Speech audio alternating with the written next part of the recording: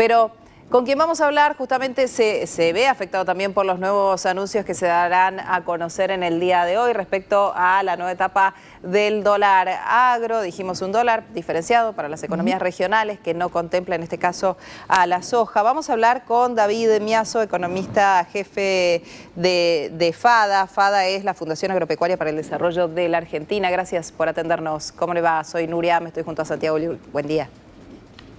Nuria, Santiago, muy buenos días. Un gusto estar charlando con ustedes. Bueno, en principio la mirada sobre lo que ya está prácticamente confirmado que será el próximo anuncio del ministro de Economía respecto del acuerdo con el fondo. Bueno, respecto en particular a dólar agro, desde FADA siempre hemos sido bastante críticos de la medida, en el sentido de que entendemos que hacen falta medidas más de fondo, porque este tipo de parches, así como solucionan por un lado, desequilibran por otro lado. Más allá de eso, nuestra estimación es que tarde o temprano un dólar para la soja efectivamente llegaría por la necesidad de liquidar divisas que tiene el gobierno. El Banco Central está con reservas netas negativas y cada vez en una situación peor, así que entendemos que tarde o temprano sería algo más que economías regionales por el simple hecho de que para mover realmente la aguja, la soja principalmente debería estar adentro. David, si esto es un parche, ¿cuál sería la medida de fondo? No, acá la medida de fondo es tarde o temprano poder sincerar el tipo de cambio oficial. Hoy el gran problema es que tenemos un tipo de cambio oficial que es una mentira. Una mentira es simplemente porque los dólares libres van en el doble, ¿no? Y esa mentira solo se sostiene a base de cepos cada vez más fuertes, donde tenemos todos los cepos relacionados a la cuestión cambiaria, con el impuesto país y las retenciones de impuestos, donde tenemos las restricciones a las importaciones, y solo se sostiene con esos cepos siendo cada vez más grandes y con pérdida de reservas. La única manera de sostener esta mentira es con un banco central que permanentemente esté vendiendo dólares a ese tipo de cambio oficial.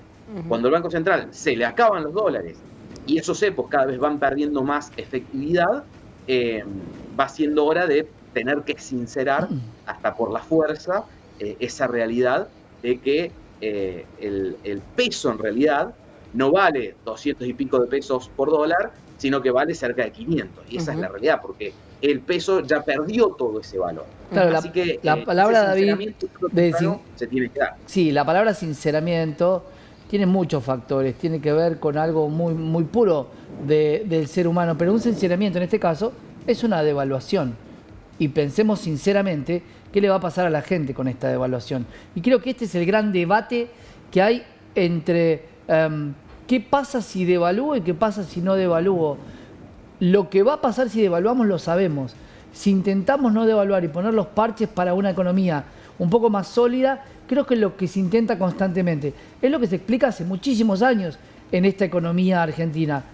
Y acá, y de cara a los resultados, mucha gente plantea, bueno, habrá que hacerlo de alguna vez y por todas la unificación del tipo de cambio.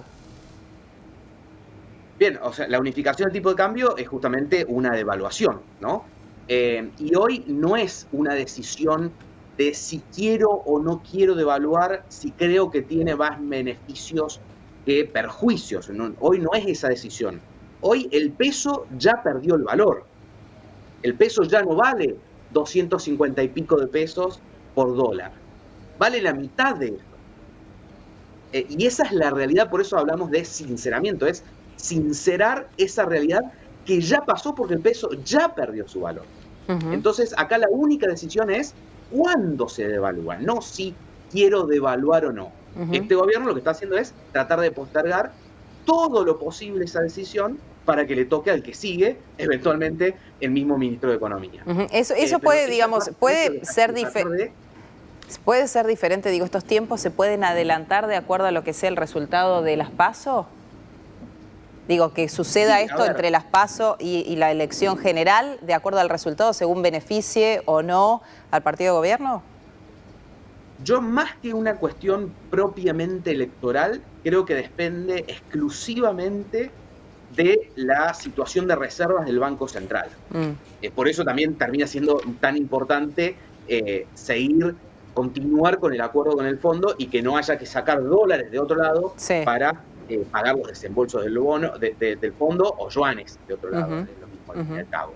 Pero yo creo que más que una cuestión electoral de si gana más, menos, pierde, es una cuestión de hasta cuándo aguanta. El gobierno, aunque pierda las PASO, aunque pierda las generales, va a tratar de llegar al 10 de diciembre. Y que esta situación le toque al que a los que viene. ¿no? Ahora, pero cada vez parece menos probable que pueda suceder.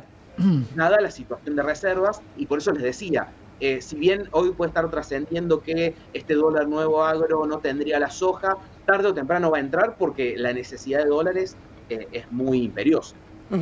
Te pregunto si una devaluación real, en el caso de que suceda con esto, con el próximo gobierno, vos decís, el peso ya se devaluó, con lo cual, digo, pero siempre está la sensación que aquel que está en una situación de mayor vulnerabilidad, con una devaluación, se vería todavía más perjudicado. Digo, hoy es verdad, su poder adquisitivo descendió absolutamente, y lo que podía comprar hace un año, obviamente no es nada que ver con lo que puede comprar hoy.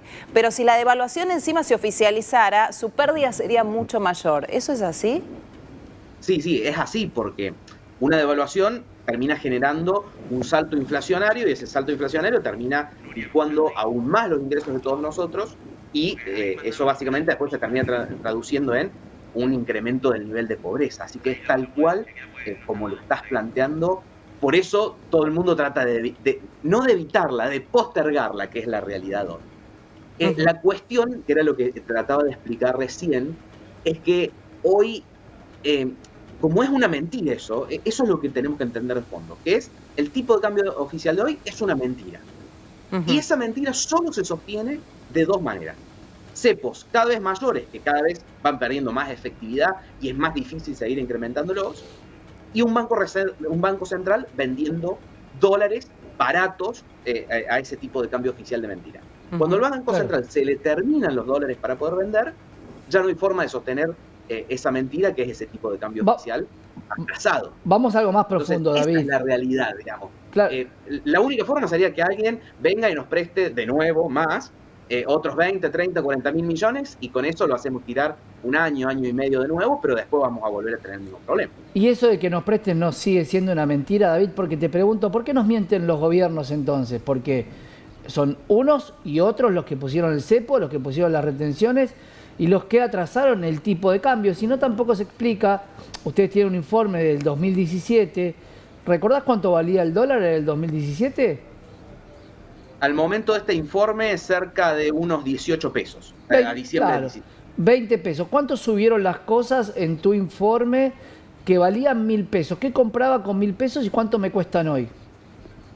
Bueno, lo que compraba, por ejemplo, en alimentos y bebidas con 1.000 pesos en diciembre de 2017, hoy nos cuesta 15.355 pesos. Es decir, en tan solo 5 años y medio se ha multiplicado por 15 en el caso de alimentos y bebidas. Y tomar el caso de ropa y calzado, por ejemplo, pasó lo que yo compraba con 1.000 pesos, hoy necesito 17.000. Ahora parece un impacto muy grande, pero 13.000 te da oficial y 26.000 te dan los 20 dólares del 2017 a hoy. Quiere decir que uno de los grandes flagelos es el tipo de cambio. Entonces, es a veces muy difícil entender que lo que nos está dañando es lo que queremos dejar libre. No es así. Son 50 dólares, de cambio, tanto el tipo de cambio como los precios son un reflejo del valor de la moneda. El peso tiene un valor. Sí. Y si pierde valor, eso se refleja en inflación, necesito más pesos para comprar los mismos productos, y se refleja en devaluación, necesito más pesos para comprar el mismo dólar. Porque no pasa absolutamente nada, ni con el dólar, ni con los precios. De hecho, Argentina tiene de los precios más baratos del mundo. Sí, claro, pero... Por ejemplo, por eso somos exportadores y no somos importadores de alimentos, porque Argentina produce más barato de lo que produce el resto del mundo. Pero en cada devaluación... La inflación y la devaluación son los dos reflejos de la pérdida de valor del peso.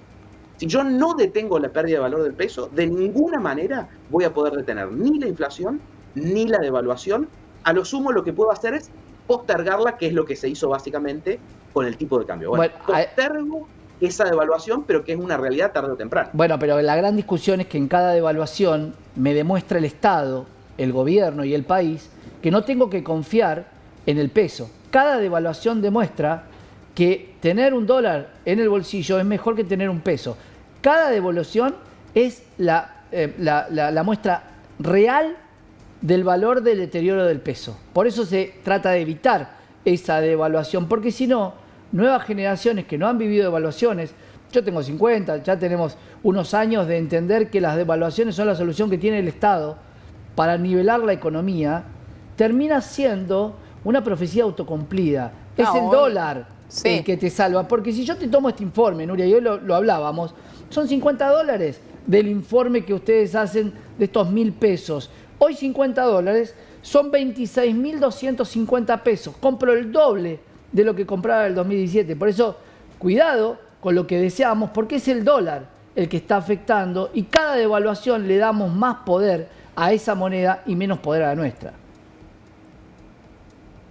Bueno, no, en realidad no es así. El tipo de cambio, y no tiene nada que ver el dólar, podría ser el yuan, el real brasilero, el peso chileno, es exactamente lo mismo. Lo único que determina el tipo de cambio es cuántos pesos cambio por cada moneda extranjera, sea cual sea, yuan, dólar, euro, lo que fuera. Con todas esas monedas no pasa absolutamente nada. Si yo cada vez necesito más pesos para comprar el mismo dólar, el mismo yuan, el mismo guaraní, el único problema que está teniendo es que el peso está valiendo menos. Y aunque yo no lo quiera reconocer en una devaluación, lo veo todos los días en la inflación. Es el reflejo de exactamente el mismo proceso que es la pérdida de valor del dinero. Así yo tratara de no devaluar, si todos los días tengo inflación, la gente todos los días va a sentir que ese peso vale menos y por lo tanto va a tratar de no mantener ese peso y de irse a cualquier otra cosa. Al ladrillo, al dólar, al peso, al guaraní o al real o a cualquier otra moneda que pudiera surgir. El tema es si una devaluación, el valor del peso sin imprimir más peso de lo que la economía necesita y tratando de generar algo de confianza. El tema es si una devaluación real no frena esa caída que hoy tiene el poder adquisitivo o digamos el peso, ¿no? La pérdida de valor del peso. Si de verdad es un stop a eso o en realidad es una nivelación al momento y esto es como, bueno, y seguirá siendo su sangrado. Claro, ¿no? Una forma de licuar pasivos del Estado. Es una forma de licuar pasivos también, ¿no? Lo que acaba de mencionar Nuria es central porque una devaluación en realidad lo que te hace en esta circunstancia es sincerar, nivelar, como vos acabas de mencionar. Pero si yo no cambio nada atrás, esa pérdida de valor va a seguir al infinito. Claro. Entonces, ¿yo qué tengo que cambiar atrás? Tener una política fiscal y una política monetaria responsable y tratar de generar confianza. Si yo no tengo ni la política fiscal ni la política monetaria responsable y no genero de ninguna manera confianza, lo único que va a hacer es que va a seguir perdiendo valor en un nuevo nivel, nada más. Bien, David Miazo, economista jefe de FADA, gracias por este contacto con Canal E. Un gusto conversar con ustedes, Nuria y Santiago. Gracias. Igualmente. Santi, ¿seguimos? Sí.